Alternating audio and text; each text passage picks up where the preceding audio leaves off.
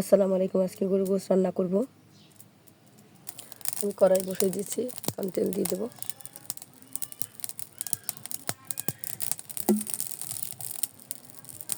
দিয়ে দেবো 1 টেবিল চামচের মতো পেঁয়াজ। বেরেস্তা করে নেব পেঁয়াজটা।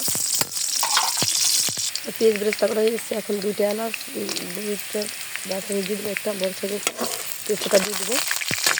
আমি এখানে 2টা লং দিয়ে দিলাম। এখন আমি এখানে কটা রসুন কোয়া ছাড়িয়ে রেখেছি, সেগুলো দিয়ে দেবো। যেহেতু হাফ কেজি আমার গরুর গোশত, এখানে বেশি মশলা দিব না। এখানে 1 টেবিল চামচ আদা, জিরা, রসুন বাটা, সরি আদা না, রসুন, পেঁয়াজ, জিরা বাটা আছে। আর আমি এখানে 1 চামচের মতো আদা বেটে দিচ্ছি, আর দিয়ে দিলাম।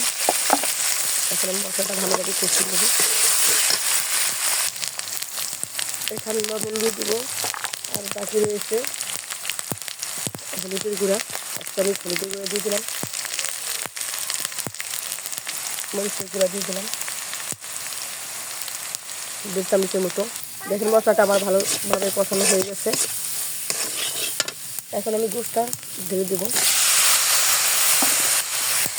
গোশতটা আমি ভালোভাবে কষিয়ে নেবো। জি বাবা, গোশত রান্না করতে শিখিস না তো?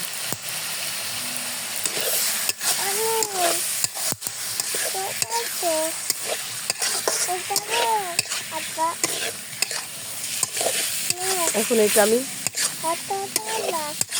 5 মিনিটের জন্য ঢাকনা দিয়ে ঢেকে দিব। এখন আমি আলু দিয়ে দেবো, দিয়ে ঢেকে গোশত আমার কষানো হয়ে গেছে। এখন আমি আলু দিয়ে দেবো।